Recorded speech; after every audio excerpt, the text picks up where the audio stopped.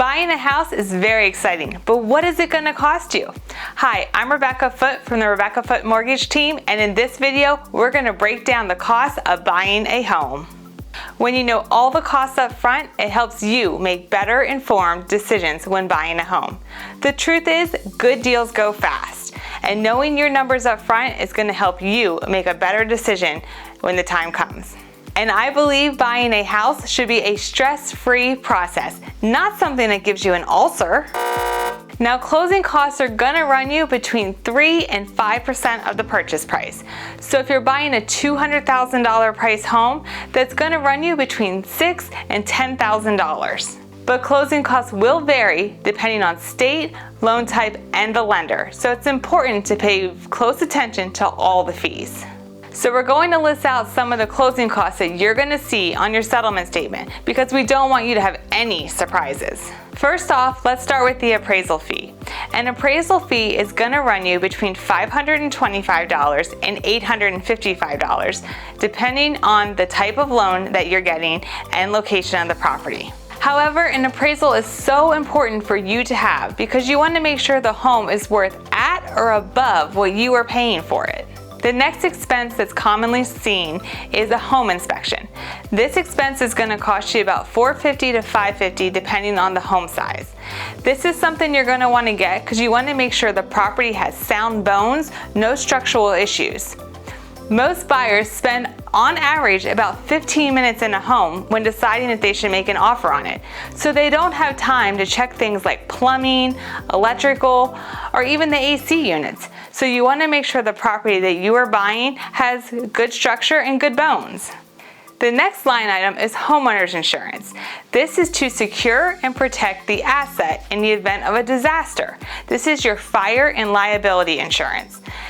In Central Pennsylvania, this is going to run you about $800 to $1,200 depending on the home size.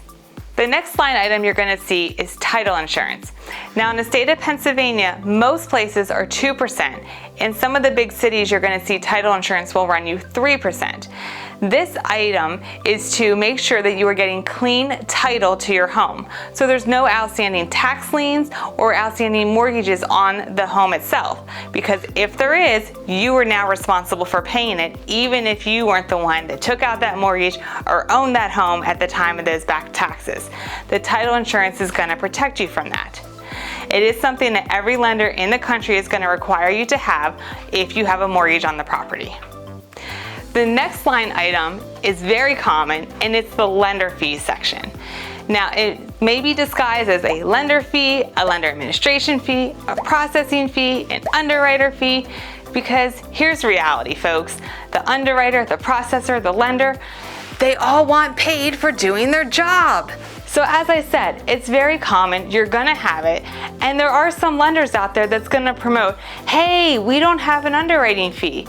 But you're gonna pay it one way or another. Either you're gonna pay it as a fee or you're gonna pay it as a higher interest rate. It's there, they have to get paid for doing their job, and it's very common. The next line item is your escrows and your prepaids. Now, if you put down more than 20%, you are not required to escrow. But most people will tell you it's very advantageous for you because when the tax bill comes out and when the insurance bill comes out, you're not required to reach into your pocket and pay that bill. The next line item is origination fee.